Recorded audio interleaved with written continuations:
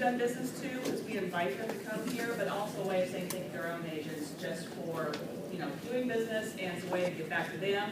Bring in some of our most experienced agents across the city and from within our own office and just share their knowledge. You cannot walk out of one of these and not feel like you have some kind of tool that you can implement or an idea that you can run with. Just gives you something new to use. And as we head into the new year, I think you're going to find, particularly with these two who built such a great business, a referral-based business, that you will be very excited to look back at your past year, look at your past clients, and think about what you can do to increase your business in the same way. So we're going to follow the same format as we have for the last several that we've done, which is I'm going to just visit with them up here. I have questions for them. And at the very end, we'll save a little bit of time. If you have some questions you want to ask, then be the first couple to raise your hand, because we usually don't allow but more than about 5 minutes at the very end. So joining us is Monte Boultinghouse from Reese Nichols, blue, and Mike Odell, who is currently with Keller Williams. He is on the Dan Odell. He's with the Dan Odell Group. I call him that. Team, whatever, we know it's a group, right? Dan Odell Group. They were previously, for how many years was it, 19? 19 years with Realty Executives, and came over to Keller Williams this past year, so we're glad to have them, both of them. So we'll get started. I would just like to ask you guys to just tell us a little bit about how you got started in the business, and I don't care who wants to go first. I'll go first. Beauty, right? 36 years I think I've been in this business, so a long time ago. I worked for my dad's company as a salesperson in the electrical and plumbing wholesale business, and they wouldn't let me buy into the company, so I decided to do a little research. And most of my research said that if you become a realtor, you get paid for what you're worth. And of course, I was a realtor, and I thought that'd just be a great thing. So I went to work for a young company in Garden City, Kansas, which is about 350 miles west of here. Worked hard and started having fun. I'll try to keep it short. No, that's you don't have to. Because how long were you at that company in Garden City? I was at that company for 5 years, and then I didn't like some things he was doing. That's always the case with your broker. You don't like some of the things they do, and so I either was going to buy his company or start my own. And most of my research said I should buy his company. Well, I went and started my own. I wanted my own name, my own identity, and so I started my company, and I owned that company for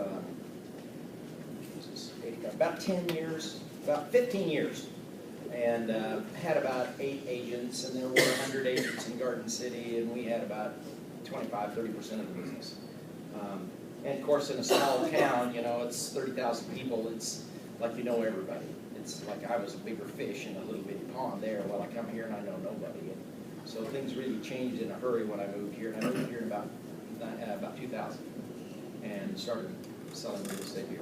And you knew how many people when you moved here? 2.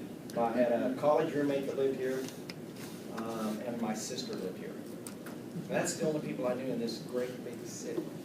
There you go. Good job. Mike? My journey is quite different than his. So my family's been in the business for 20 years here in Kansas City. So I've grown up in the business.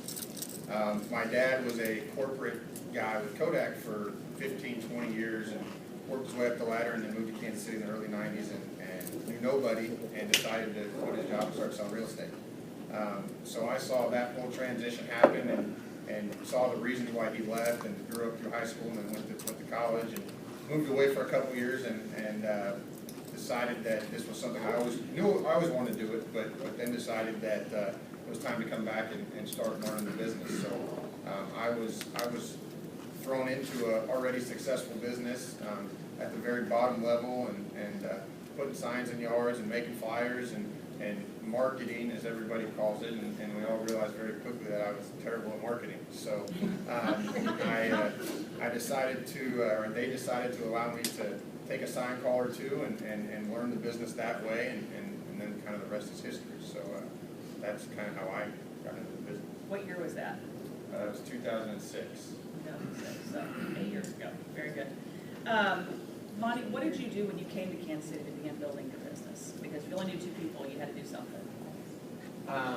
I knew from my experience in Garden City that I didn't want to mess with FSBOs. And so I just did open houses. And I did 26 open houses that year. And from that activity, I sold 8 properties. I mean, there were directly people that I met at those open houses, and I just kind of have this gift of gab, and you know, you just talk to people and try to be different than the open house agent down the street. You know, somebody that says, "Well, here's my card. Look around. If you have any questions, come see me." If you strike up a conversation with them, and maybe they like golf, maybe they like football, maybe they like they have little kids and they want to do those kinds of things. You strike up a conversation and act like you're interested. I mean, you can be interested, but at least act like you're interested. It makes a lot of difference. And I think that it's people kind of gravitate to those that seem to care about what's going on. And so meeting those people at those open houses allowed me to sell 8 properties, and then it just kind of grew from there. You talked a little bit though about attitude, because I think really Well, yeah. Attitude's just absolutely the most important of anything that you hear and do, at least in my opinion. It's kind of infectious. If you have a good attitude, people kind of want to be around you. I mean, I'm not trying to pat myself on the back, but that's just how I feel about it. And you know, whatever I do and wherever I go, I'm handing out my card, because I don't know if they want to buy an $80,000 home, or if they've got an aunt and uncle and they're moving here in 2 weeks that are going to buy a $500,000 home. So I just, you know, hand my card out to the people at the dry cleaners. And you know, I used to hate open houses, but I decided if I'm going to be there, I'm going to make this time period as much possible fun as I could make it. And it really changed the way I thought about open houses. And I'm not saying everybody needs to run out and have 12 open houses in a row, but you know, if you're going to do it, and you kind of get put in a position where you have to do it from time to time with listings, make it fun. Make it enjoyable. I guarantee you those clients will notice a difference. And you know, if given a choice between working with this agent and that agent who's kind of fun, and then on top of it has a good attitude and is willing to answer his phone and text and email, it makes a lot of difference. So, Mike, when you got started, you obviously were stepping into a team that knew how to do stuff, but it was for you, what we love to hear about is kind of jumping right into following some systems, and one of the systems was Boultinghouse. You want to talk a little bit about that? Right, so our group has been a huge, Brian Buffini-led team. My folks subscribed to his organization like 15 years ago, I think, and have, you know, so I started when I was in high school actually going to Turning Points and their big events. So that was, you know, as a kid, you take different things than you do as a professional, but it was good information to start. So when I got into the business, I learned really quickly, and you know, the first thing that we do with everybody is, you know, build your database. And some people's database is 5 people, some people's database is 500 people. But that was where it really started. Was, you know, I did go to high school here. I did have some relationships here. So again, very different than Monte, as I didn't go and do open house and things. It was really, I started cultivating my own relationships with people of who I knew, and then on top of that is the systems, the follow-up systems of the calls and the notes. And you know, I was looking at it yesterday just to be a little more prepared for this. Is, you know, from high school teachers to coaches to trainers to friends. I think I've sold 25 houses to just teachers and friends and people that were my teachers back in the day that we cultivated those relationships over the years. So it's just something from being new in the business and trying to add and build, but then now our follow-up system, and it's a work in progress, but like Monte said, is you know, picking up your phone, but then once you hang up that phone, what do you do with that? You know, do you just let it go? Do you add them to a database? Do you follow up with a phone call? Do you write a personal note? Do you go visit them, whether it be a client, a family member, a friend, just so, in essence, handing out your card, they know exactly what you're doing, what you're all about. So we are a very systematic team, and there's no, and that is what our whole business plan is every year, is follow the actions and the systems, and you know, we don't reward the result, we reward the action. So if we do the actions, the results always seem to come year after year. So, Do you all track your actions? we do. Our official tracker, also the owner of our business, my mother is sitting right here, and she can tell you from every activity that we have a team of 12, that we do weekly. That's what we track. We don't track, I mean, of course we track our closings and our volume, but those aren't the questions that we ask. Don't tell Lucas, because Lucas wants you to track your numbers and your volume and everything. But we track our activities. We track how many calls have we made, how many notes, how many people did we go see, how many vendors did we go see. And you say, well, why are you seeing your vendors? They're your carpet guy. We see all of these people systematically to make sure we're always helping them as they're helping us. Well, you and I were visiting, we were talking about how many calls you make, or how many pop-bys, or how many notes you write. Kind of what are your numbers on a weekly basis just for your business, personally? And that's the work in progress. So we're in the process of setting goals for next year, and our team is growing, and I've got kind of a team within a team in the way we're structured, and we'll get into that a little bit later. But we are trying to make 50 touches a week to my database between my little team within my team. And so I'd love to do more than that, but that is a goal this year because we want our business to exponentially grow from where it is this year. So we're trying to do 50 touches a week, and that's calls, notes, pop-bys. Pop-bys are that's just a term for going to see somebody, sometimes an item of value, sometimes for a specific reason, but that's targeted. It's all done targeted in our business plan. Yeah, and we'll get into that a little bit more as we keep talking. Monte, one of the things that I think is really interesting about you is your feeling about giving back to the industry, and also just how you don't always just take the easy way of doing something. I say easy meaning rather than just hop on the internet and take your class, maybe going to a CE class in person, why you do that, giving back. Talk about that, about building relationships within our industry. Well, the way I look at it is the more people that I come in contact with, the better chances I will have of getting another client.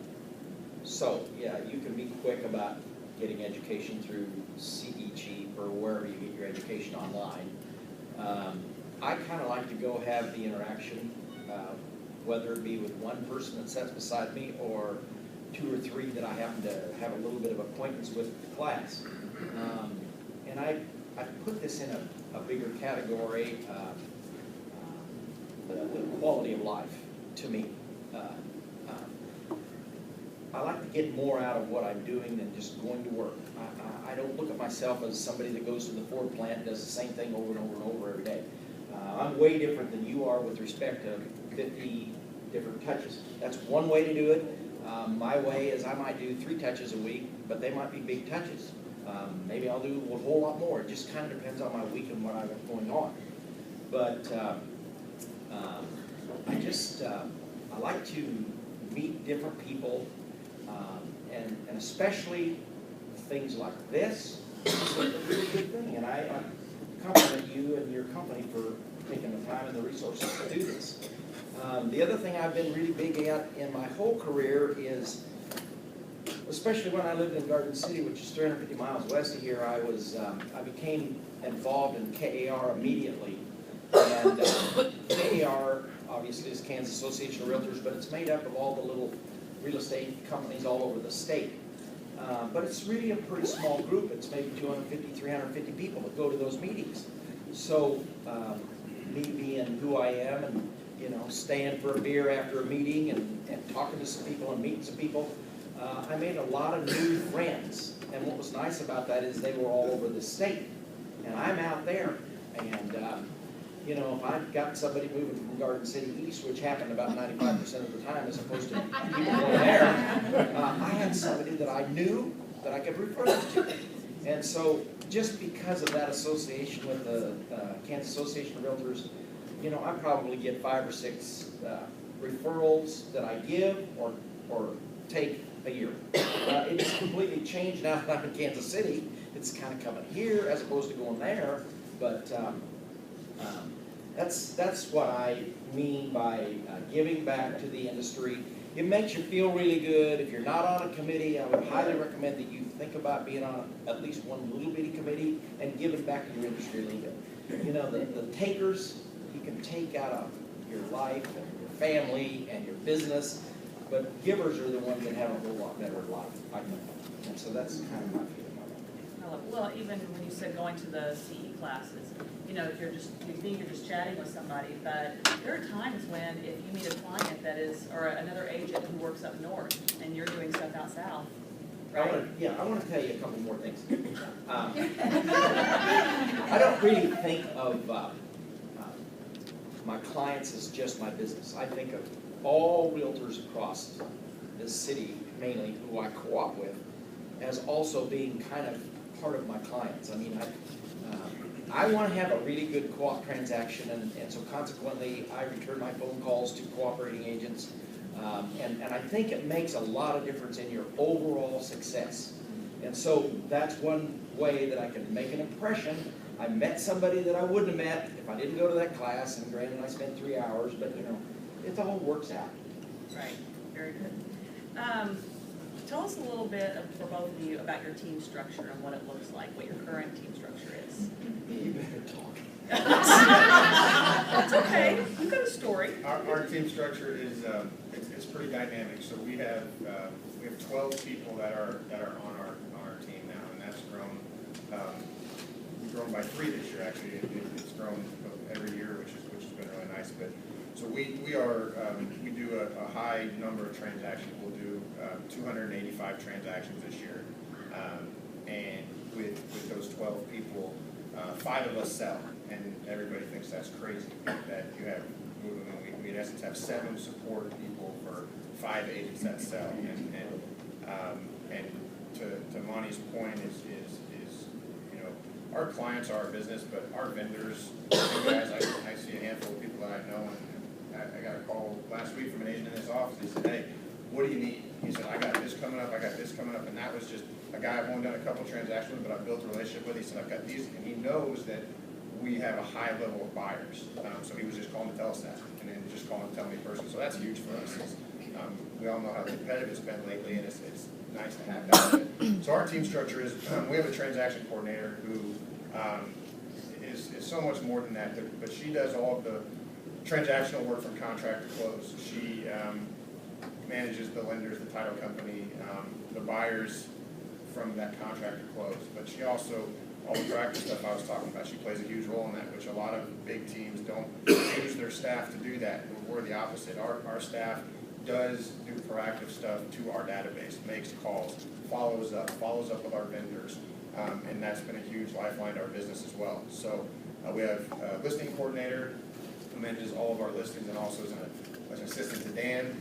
We have a marketing manager who is also a professional photographer who's employed by us, who takes, I'd say 95% of our pictures. Every once in a while we'll outsource those, but she takes 95% of those, and also brands us. She does all of our monthly communication, which we send out a couple hundred touches to our database monthly. She manages all of that, and again, continues to brand us. My personal team, I hired an assistant a year ago, so I, you know, for all intents and purposes, in the Keller ones, I'm a buyer's agent, or was a buyer's agent. That being said, I'll also do close to 20 listings this year, and I will do 70 buyer transactions personally. So I'll be responsible for about 85 transactions in my own business of the 285 that our group does. So once I got to that above 50, which I had the last 3 years, I realized that I needed more support individually. So I hired somebody who's been in the business, who does a million different things. He knows the business. He's sold in the past, but now he is an extension of me if we need to sell. He writes all of my contracts, and we talked a lot about this in our meeting, is in 85 transactions this year, I have not written one contract. I have not touched dot. I do not know how to use dot loop, and our entire organization structures off of dot loop. And I made that decision. I was getting a lot of pressure to learn it, and I said, I don't want to learn it. I want to do everything else that I should be doing, because I've got a guy here who's very good at it and can do it that quickly. So I'm not saying don't learn dot loop, but that was a conscious effort for me to focus my time elsewhere, and it really paid off this year. Not only from a business standpoint, but from a quality of life standpoint. I was talking to Brad here.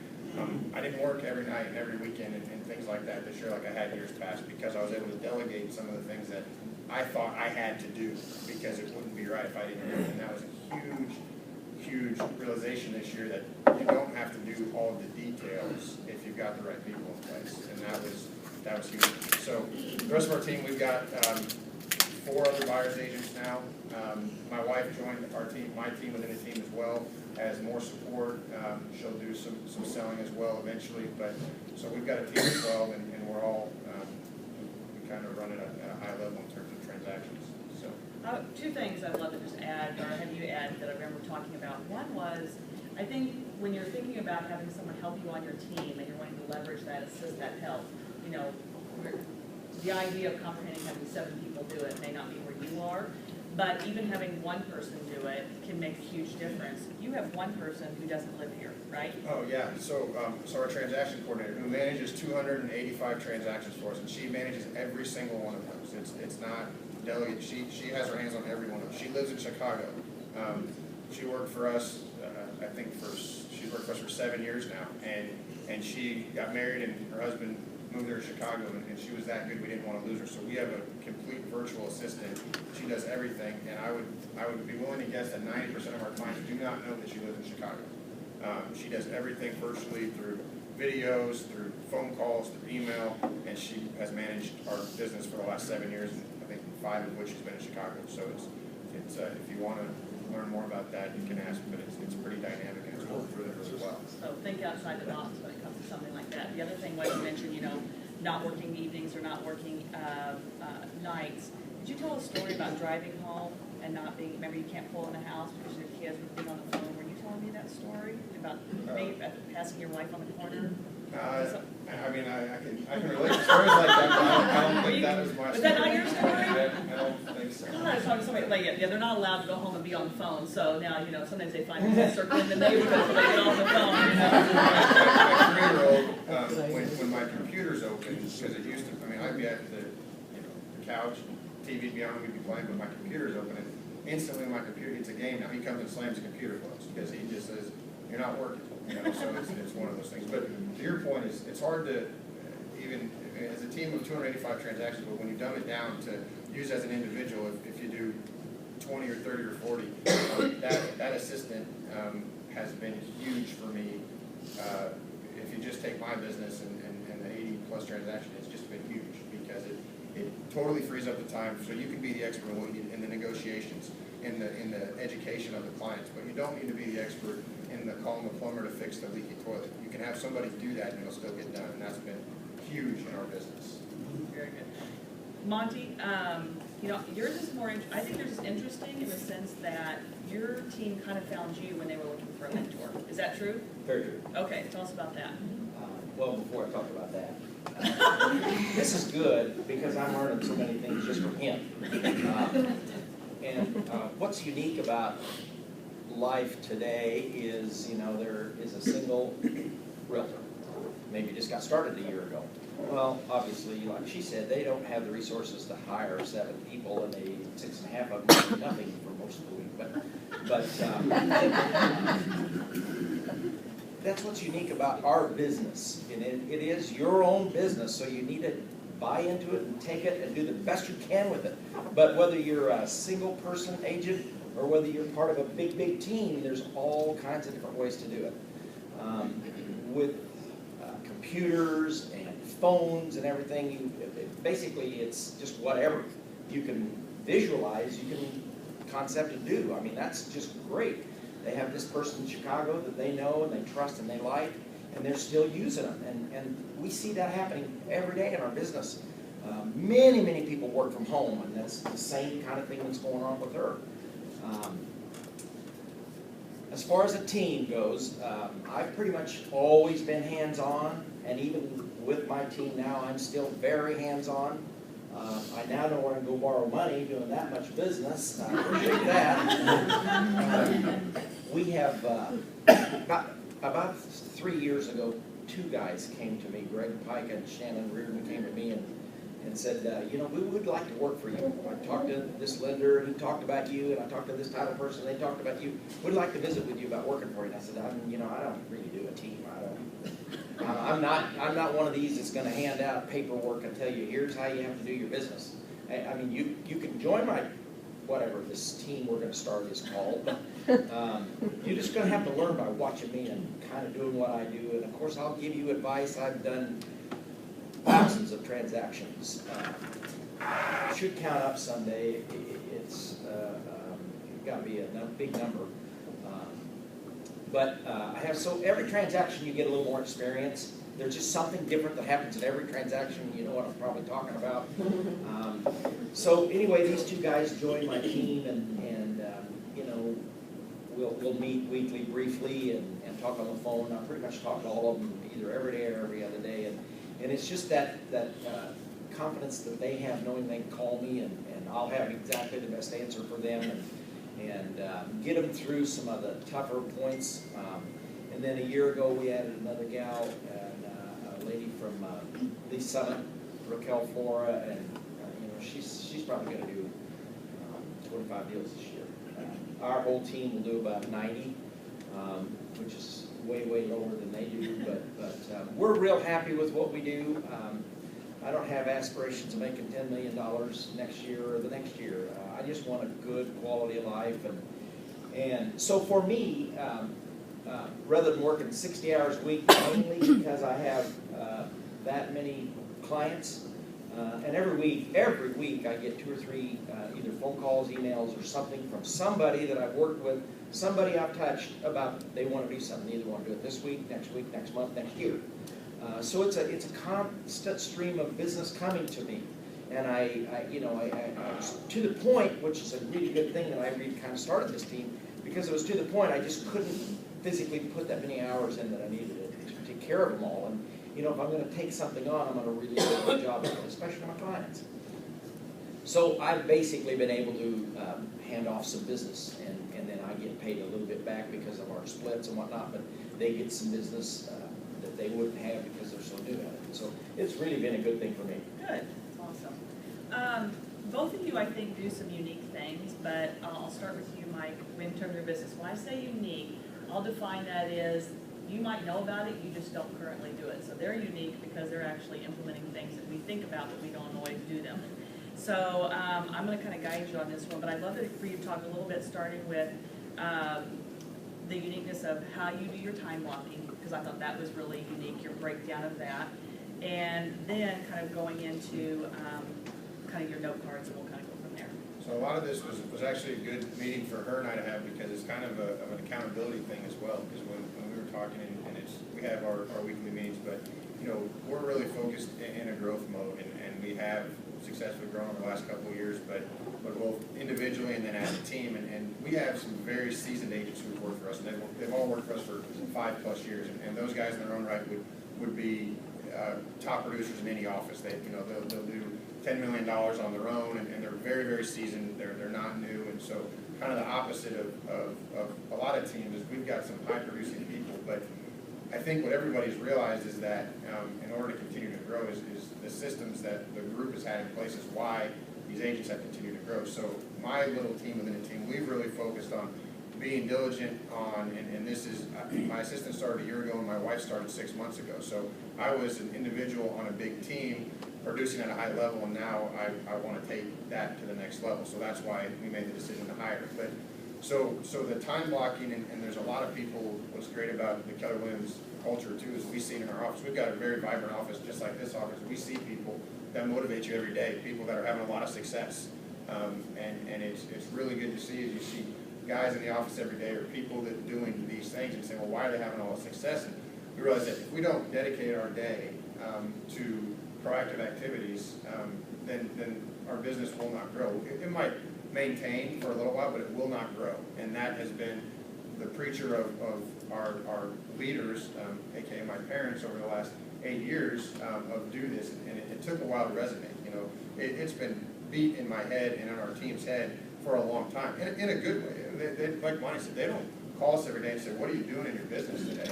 I mean, if we don't do anything, we don't make any money, and that's the way we're structured. So they've just reminded us and given us all the tools to do it. So finally, we have my assistant and I, and we tried to do it together at the same time, but realized quickly that doesn't work. So I'm trying to, from 8 to 10 in the morning, block those 2 hours every day to where Brian, my assistant, is going to handle all the stuff, the emergencies, the emails, the emergency phone calls for those 2 hours. I originally wanted to do it together, but realized that didn't work because you got a million things that go on. So to block those 2 hours every day, to do nothing but lead generate, and that is phone calls and writing notes is what my plan is for those 2 hours, and that's, people say, who do you call, what, and that's, again, there's a system that we have to break up our database of who we're calling, and that's not current deals, that's not calling the buyer that's in negotiations, that's not calling the people that are, negotiating inspection items, that's past clients, future clients, that is who we're calling and following up with during those 2 hours.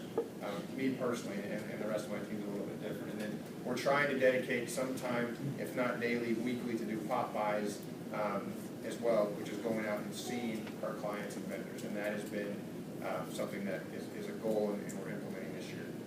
Who are you writing note cards to every day? So we try to follow up everybody that we talk to, and it's hard to do, and that's something, again, I've learned from these people, is that after a listing appointment, when you walk out of a listing appointment, whether you got it or you didn't, or you don't know that you have, most of the time you don't know when you walk out of a listing appointment. We write a note to those people that we met, and we mail it immediately, so they get it the next day. That's, again, that's not rocket science, we learned that from Brian Buffini, is that immediately gets them, it shows that you care. You don't even know if you're going to do business with them, but it was a nice to meet you, a thank you. We look forward to hearing from you again. I can tell you, in the short time that I've been in the business, I've gotten so many deals from people saying, well, we interviewed 6 people, but when we got that note, we realized you were the right fit. For no other reason than that. Because we're always competing with good people. I mean, you're always, who'd you interview? You hear names and people are like, wow, I mean, those are all great choices. So, little things like that. Buyer meetings, after we meet a buyer, again, I don't walk out of buyer's meetings with signed buyer's agency agreement. It doesn't happen. People want to feel you out, they want to know, but that extra touch, whether it's a note or a phone call after that, has gone a long, long way. So we're writing notes to past clients, current clients, and then anybody that we talk to. And that's hard to do, and it's not a perfect science, but if you had a meaningful conversation with somebody to take that to the next level, we're trying to write a note to take that to the next level. So, and like Monte said, even if you don't care, it's acting like you care. Most of the time you end up caring. Because most of the time you have a meaningful conversation. But sometimes you don't. But do you still want their business? Yeah, you probably have nothing in common with them, but you still want to list their house. But 90% of the time you end up building that relationship. And that's Are those all handwritten notes or some email? They would cover it. No, they're supposed to be handwritten notes. And that being said, is with the communication with Facebook and text, and that's just a generation thing. I've done more business through Facebook than I could even imagine, and that's somebody messages you, and so that time is supposed to be dedicated to handwritten notes because it's deeper than the text message or the email. So. Well, and I hope that you don't mind I say this, but we were, when you think about making phone calls every single day, and so he's calling past clients or potential clients, and that's not your current business. Some people in this room could say, well, God, how can I find all these people to talk to every single day? Or if I see who they are, how am I going to have anything to talk to them about? And your comment was, if you're on Facebook and you don't know what to talk to about somebody, talk about with somebody. Or you don't know who to call. I mean, everybody in here probably has Facebook. And everybody in here has 200 friends. Yeah. And I guess you're an idiot because they tell you your whole life. It was my kid's birthday. My dog died. My grandma just had her 90th birthday. There's 1,000 reasons to just send a 2-second phone call or a 2-second note to somebody that already knows you. And I don't know how they did it before Facebook. Because now there's always something. I can tell you. Yeah. What did we do before cell phones and all that stuff, Monte? In Garden City, I had about 4 places around town that I could stop and use the phone because my office was 3 miles away. And but it's all about prospecting. It's just all about prospecting. It has to be part of your everyday regime. I can remember when I was in high school, and I'm out in the driveway shooting baskets, and maybe it was middle school, and my dad has a map on the hood of his car, and this is a true story. He has his old Dodge Dynasty car that he's driving, and he's got a map on there, and he's got these pieces of paper. I said, what are you doing? He said, well, I'm showing 17 houses tomorrow, and I'm pinpointing where we're going.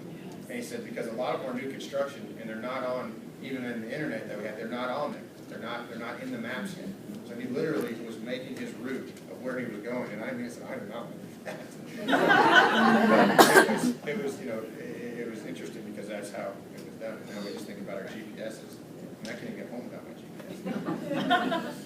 So Monte, what does your day look like that allows you to do something unique, something that other people aren't doing every single day for your business? I just have a really good knack for knowing who to call and what to do in each day. And of course, some days are different. If you have a closing coming up or you have a listing coming up, the things you really have to do, but it's not those that will take you and set you apart from the rest of the crowd. It's what you do when you have those dedicated things that you have to do. You know, it's about prospecting and I just seem to have this knack of, oh, I haven't talked to so-and-so for a year and a half. I need to call them, or I need to figure out a way to go see them, or I need to cross paths with them somehow. I would do horrible at his layout. You make me do 50 phone calls a day or write these letters, no. But I have my own way to do it, which at the end of the run is going to accomplish about the same thing. And then I just think balance of life is so vitally important. If you work 60, 70 hours a week, there's some things that are going to suffer. Your family's going to suffer a little bit. Whether you're a churchy person, that's going to suffer a little bit. Everybody likes, for the most part, like sports and, you know, what's just happened in Kansas City with the Royals. And it's a good balance is so very healthy. And, you know, it's not all about the money. It's the last thing you need to be looking at if you're selling real estate is don't get your calculator out, figure out how much commission you're going to make. You lose focus on what you're doing. Service is so important to these people, and if they don't get it from you, I guarantee you they're going to get it from him or somebody else who's going to care about them more than you if that's the way you're looking at things. And I do crazy things. I mean, I may just go walk up and down the mall for an hour, just for something different. If I don't, and I'm not a shopper. I mean, if I need something, I'll go buy it. I don't know. I don't really have a direct answer to your question. Well, that's okay. You know what? Because I kind of positioned it that way because this is going to be the perfect lead-in for you. Okay. This is a great lead-in for. We were talking about goals, and goals can mean different things to different people. And I loved what you said, Monte. Was initially your goal was just to be successful. You know. But he said there's no substitute for hard work, because the harder he works, the luckier he gets. And, and his job is really just to please his clients, But that leads into some goals that kind of got you to a different place in life than where Mike is right now. Like you said, you may not want to work 60 or 70 hours a week, or I'm not suggesting that you do, that's just a number he keeps throwing out. But you may not want to work that much. You may want to say, well, this is all the business that I want to do. But now I can kind of see the light at the end of the tunnel and what's important. So your goals have maybe shifted a little bit. Do you want to talk a little bit about that? Part of the quality of life is I like to play golf, and as most realtors are, especially growing in your career, you may have a day to go play golf on Wednesday, and somebody from Sprint's moving here, and they're going to buy a $300,000 house, and they want to meet you on Wednesday. It's going to alter what you're doing. Well, you don't then go play golf on Thursday because, it takes time to set up all these seat times and contact all your buddies and all this and all that. So I joined the league, and I play every Thursday morning, and I do that pretty religiously. They don't care if I don't play, but it really bugs me because I know that on Saturday and Sunday I'm giving time to my family and my wife, and it's just a time that I don't play golf, which a lot of people do over the weekend. So I dedicate half a day every week during the golf season to play golf, and that's really important to me. But more about what you're saying, light at the end of the tunnel. I'm passing some business away now, and I'm not going to work quite as hard. Hopefully I can work a little bit smarter because I've been here a long time, and I should be smarter about what I'm doing.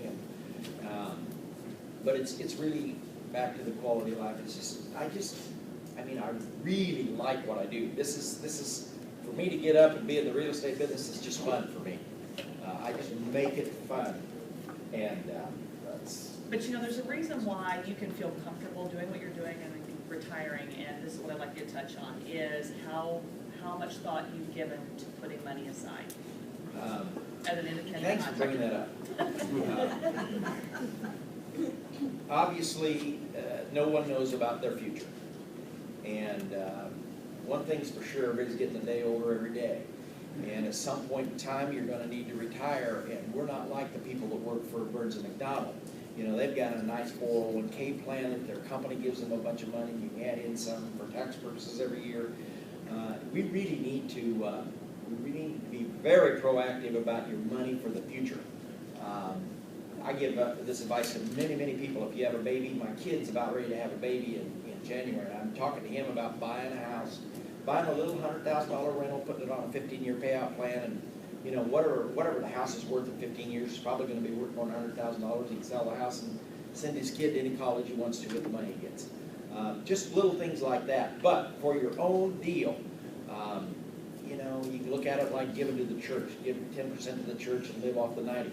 You don't have to do that, but if you give 150 or 250 or 3% of every closing that happens, live off the rest, but find a good investment advisor. Somebody that you can work with, somebody that's good. I'm sure there are some new people in the room, and if you're new and you don't know where to get clients, go talk to 3 different lenders. You're going to get 3 different personalities. You're going to get a really good perspective about how they talk and how they get their business. You pick up some good points, and maybe you want to incorporate those in some of the things that you say to people. But the investment. You know, if I didn't do real estate, I would do investments. I watch the stock market pretty religiously. It's on my phone. I look at it every day. I get up early in the morning, 5 o'clock, and look at all my stocks and look at all my emails. And, you know, that kind of formulates what I'm going to do throughout the day. But putting some money aside for retirement, since we don't have a company specifically that's willing to do that for us, is really, really important. And it's your money. So at the end of the year, you know, if you put too much in there and you need some for some other reason, then take a little bit out. But at least it's there that you can go get and take it. Absolutely. Talk to us a little bit, Mike, about your goals, whether they're your team goals or your individual goals, and what your next year look like. So, again, that's a loaded question, because we're actually in that conversation as we speak collectively. But again, we're in a growth mode. You know, and Monte's kind of touched on it again. We need to go have coffee or something. He's touched on a lot of things too, of you know, and quality of life and all those things. And that has been the conversation. You know, I've only been in the business 8 years, but the volume has been it kind of feels like I've been in for 20 because of the level of the number of transactions we do. When I say volume, we're not a group. You know, we don't specialize in a price point. You know, we sell. I've sold a $40,000 house this year, and I've sold much more expensive, But goals is growth, but to maintain a quality of life. I've got 2 kids. You know, my wife has now left her sales job to kind of join the business, which we think is a good thing. But so it's one of those things that we want to grow. But again, we're a referral-based business, and we're a relationship-based business. We've met some of our best friends through this business. We've met some of our biggest mentors through this business. We've seen all kinds of stories. So the goal is to grow, and if you know numbers and things, and I don't know that off the top of my head, but my personal goal, we've set a goal. We want to double our individual business in the next 18 months, and so that would be, you know, again, from the buy side, I did 70 buy transactions this year for about 20 million, and we want to double that in 18 months. And it sounds crazy, but 3 years ago when I did 35 transactions, nobody said that we could do 50. So, and again, that has been systematic. It's not, you know, I was working 100 hours a week when I was doing 35 transactions, and then Monte just said it, it's working smarter. It's figuring out what works. And I worked less this year doing the amount of transactions I did than I ever have in my career. And it was learning from people who know a whole lot more than I do, and listening and implementing and being able to let go of certain things while still being hands-on. So the goal is to grow, but the goal is to kind of stay the course. And the goal, really personally, is to be more diligent in what we've been talking about in that time blocking and proactive stuff, because that doesn't take as much time as you think it does, and that immediately will make our business grow, and it has. You know, one of the questions I asked was, how can you show that many buyers? How can you sell to 70 buyers? And one of the things I thought was very interesting was how you have tracked how many homes on an average you show a buyer before they write a contract.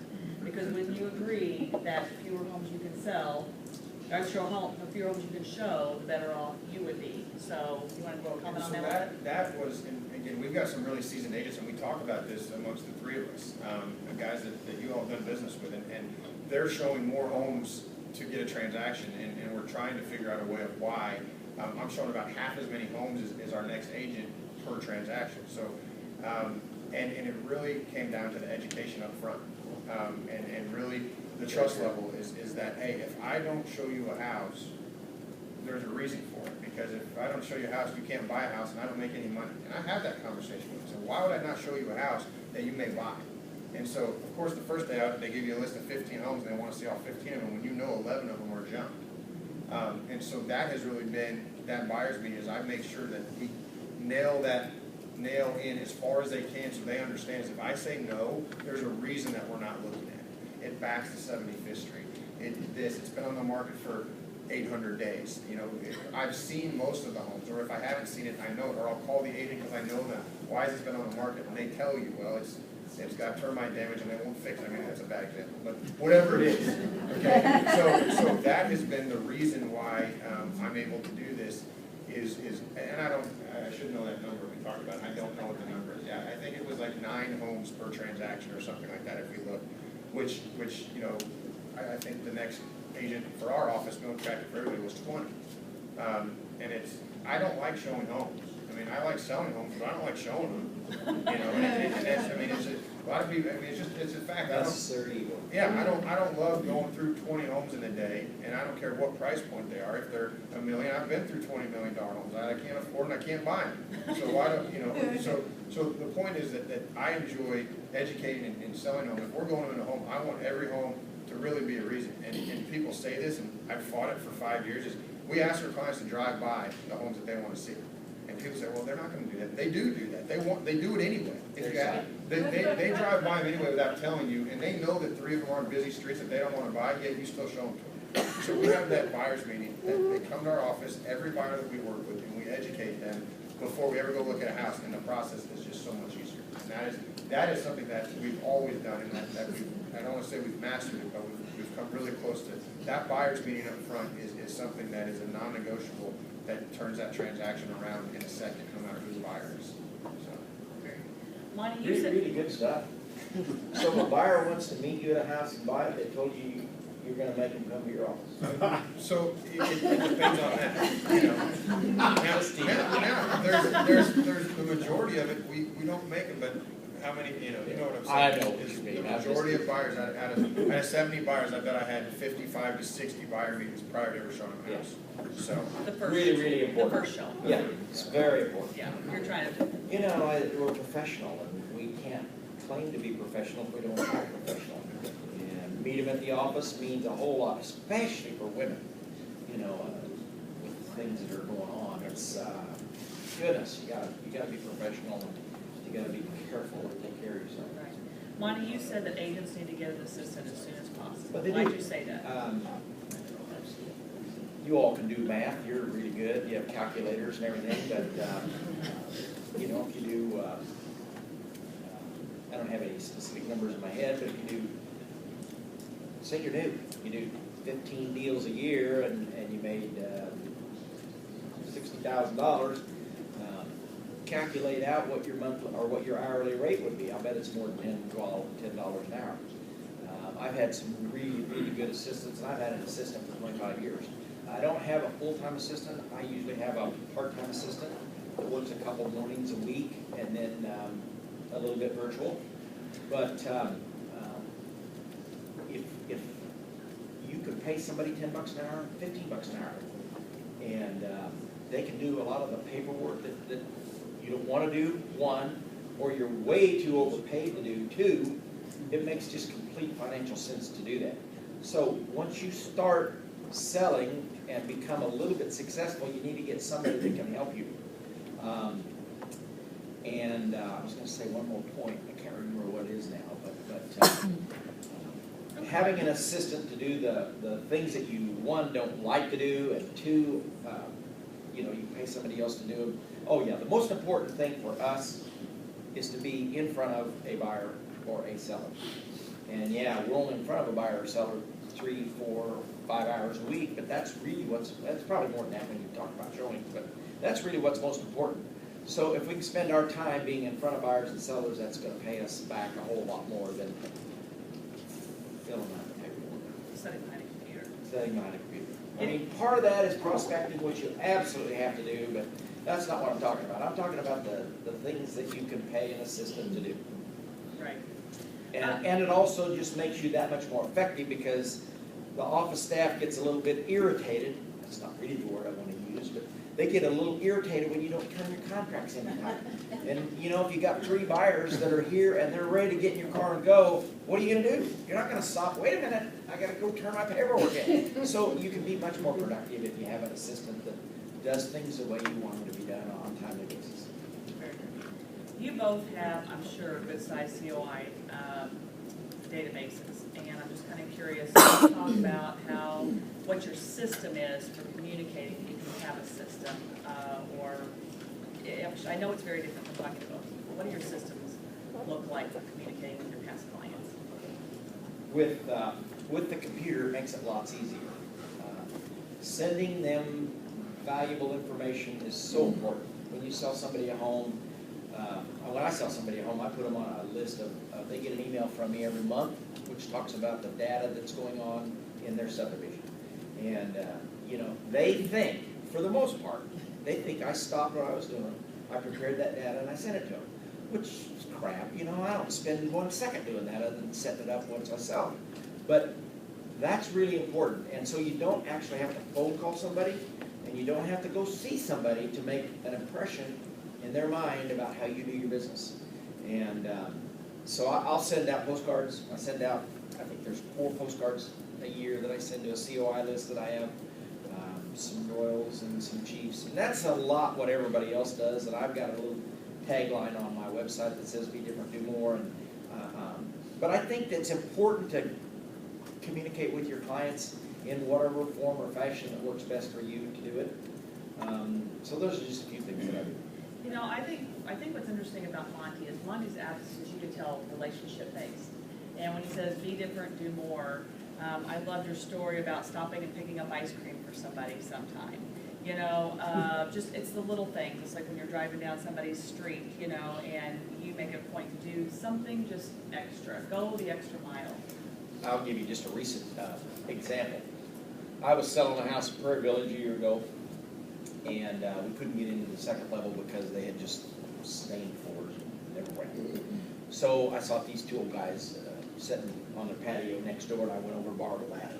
Well, they didn't have a ladder, but I talked to them for 5-10 minutes and gave them a card. And I went to the next neighbor and found a ladder and had the gal climb up the ladder to look at the floors, you know. And not everybody would do that, but, you know, I'm who I am, and that didn't like me at all. That's what the hell. So they bought the house, and I got a call 2 weeks ago from a guy, and he said, my dad said I'm supposed to call you. Okay, well, what's up? And he goes, well, we want to sell our house. I said, all right. You want to meet? What do you want to do? So he said, yeah, let's meet at our house. So I went over there and I met him, and it was the son of the guy that I met on the patio. He said, this is what his son said to me, I don't care who you call, but don't call anybody else. You get a hold of this guy and you have him sell our house. I had a little conversation with him that morning. It wasn't more than 5 minutes long, but something stuck in this guy's mind, and now I'm going to get another listing that's probably $300,000. And so, you know, every time will that happen? No. But man, I'm telling you, that was 5 really good minutes. And that's just an example of how you can be different and do more. And, you know, the more of those kinds of things you do, the more successful you're going to be. Exactly. Mike, you guys have a client appreciation program. You want to talk a little bit about that? Yeah, I mean, it's pretty involved and dynamic, so I'll just hit the highlights of it. But we again, track it and make sure everybody's in our database. That guy that we met on the patio, I would have had his name and his, you know, in the database, and there would have been a follow-up plan. And that's really what we do. It's the same motion. It's just a different way to attack it on the back end. So, but we have a monthly client appreciation program, a CAP program that we communicate with our database in some way monthly, and it's usually an item of value via email or direct mail still. We do still do a lot of direct mail as well. We also categorize our database, so we have, A pluses, A's, B's, and C's, and so after everybody buys, we categorize them, and then we really try to categorize the people who are giving multiple referrals, okay? And those may or may not be clients, they may be other realtors, they may be vendors, they may be whoever. And we do special events for them as well. So we have a really dynamic follow-up and communication plan with everybody, but everybody's getting touched, whether you bought your first home from us or you just bought your fifth from us, whether you're a prospect, whether you're somebody who said they're never going to buy a house but somehow has contacted us. Everybody is communicated with on a monthly basis in one way or the other, and it's really, to go into the details of it, Yeah, it would, because we talked for 2 hours, but I'm going to say one thing. A lot of people in this room, as we talk about databases within our own office, we talk about categorizing your clients as A, B's, and C's. So I thought it was very interesting that they had A-plus clients. So I kind of dug into that a little bit, and can you just talk about what an A-plus client is and how they get there, or how they fall off or get back on to that? Sure. that So our A, anybody that buys a house with us would be a B client, okay? And they get invited. We've got a fall festival. We did a breakfast with Santa. We do a lot of events for everybody that they're invited to. But then we really realize that the givers, and we don't choose who the givers are. They do. We don't say, well, you look like a giver and you don't, so you're categorized. That is, it's people who have not only transacted business with us, but who have referred us business. So if you refer us business, then you become an A. If you refer us multiple transactions, you become an A plus.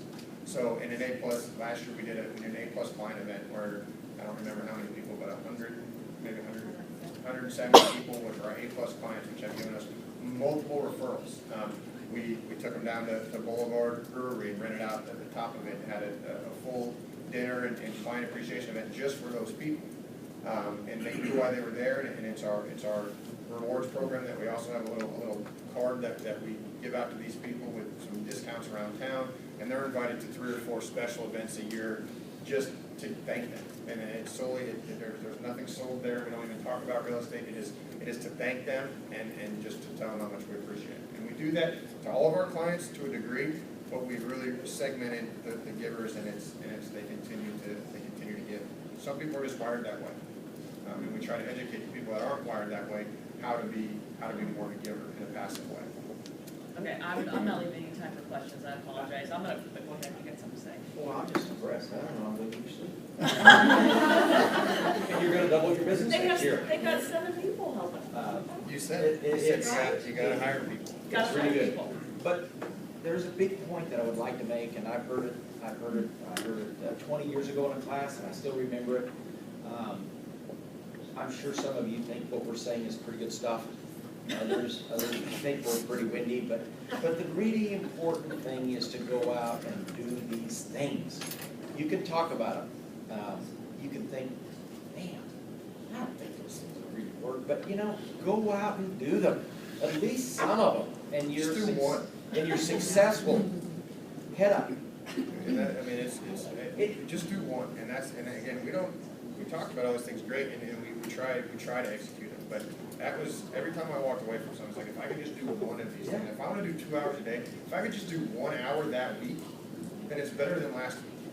And that's where, and then when you really get good at it is when things explode. You've all heard the saying, there's about, 20% of the realtors that do what? About 80% of the business? Well, there's a reason those 20% of the realtors are doing 80% of the business. Because they're the ones that are willing to do the things you need to do to be successful. What do you all wish you had learned when you got in this business? What are you most proud of about your business? I'll go first this time, if you don't mind. Be fine. And I thought this was interesting too, because there was one thing, and we've never met, we've never met before today, and when I was reading the notes here, is both of our answers were very similar at the end of this. A guy that's been in the business forever, and a guy that's newer to the business, but seasoned in it. It was, so the one thing that I wish I would have learned or known, and I did know it, it's just I didn't implement it, is again, and I beat it to a drum here, is the lead generation. And it's, everyone does it in their own way, and I don't care how you do it, but it's some type of dedicated lead generation. And that would have gotten our business to where it is now a lot quicker, or my personal business to where it is. And it's the hardest thing to do. It's the thing nobody wants to do. Everybody wants to work on that resolution and get the inspector over there again, because that's, I don't know why we all want to do that, but we all want to do that. We want to call that handyman and make sure we're there to look at all the repairs. Again, why, I don't know why, but I want to do it, and that's what I do. I don't want to call anybody, I don't want to go talk to anybody. But then, the biggest thing, and this is what I found interesting, is you know, the reputation, and again, I see a lot of familiar faces in here, and it's just, that's a testament to my folks who have been around for 20 years, but every time we call another agent or co-op with somebody, if there's somebody in here that I've made upset or pissed off, I'm not saying but for the reality of it is most of the time we get a great reaction. And I mean, again, there's guys in here that I call and even if there's multiple offers or whatever, I'm not to say we have an edge, not to say, but there's just always a better communication that happens there. It says, oh, we've worked together in the past, that deal was really easy, you've got a really good buyer. So the reputation amongst our peers and our clients, I mean, again, we've got thousands of clients, and I think we could call about 98% of them, and they say good things about us. The other two we deleted from the database. but that's honestly is the reputation amongst our peers and with our clients is probably the most rewarding thing in the business, is that we've been able to maintain that through the years. And you know, we all know those agents that when they call you, you're like, I do not want to talk to that person. Or when you call them, they don't want to talk to you, and they're always upset about something. And they're people that do a lot of business, and it's too short in our business. And the allies that I have in here are the reason that our business continues to grow, because it's not just but across the city. It makes a huge difference. So I agree with that. It's just reputation, and you know, right away, if you look at the 8 houses you're going to show this afternoon, there's 2 or 3 of them on there that you know those names, and you would be very happy if that client picked one of those homes because you get to work with that agent. There are 3 people in here that I've done a co-op deal with, and you know, it's kind of nice to hear somebody say, I really enjoyed working with you, and maybe 3 or 4 years ago, but if you do the same thing every time, it's going to be that way. And so it's reputation, and if you don't count the money as you go along, there's going to be plenty of money to count later. So just do the right things and do systematic things, and work a little harder than the next guy, and you'll be surprised at how successful you become how quick. So, sadly, we did not leave you any time, which means you have to capture them unless they've got to race out the door and ask your own questions. I think it's the first time we've ever gone over, and it's because I knew with these 2 that I didn't need a 3rd person up here. So, but I'm going to leave you with, I'm going to read it because I'm not sure you'll remember it word for word. But I'm usually typing when I'm taking notes with them. And Before you do that, go ahead. You all are very fortunate to have Cammie. She does an excellent job, and I just want to thank her.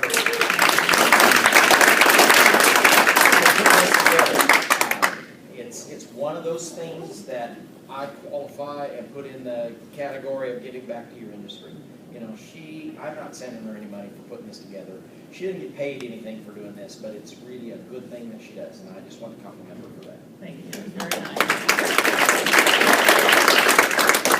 Monte said something, and I want to quote him. He said, "If you want to be a good real estate agent, it's pretty easy. It starts with a great attitude, the best it can possibly be, and then you eat better, exercise, and take care of your body, and that's it."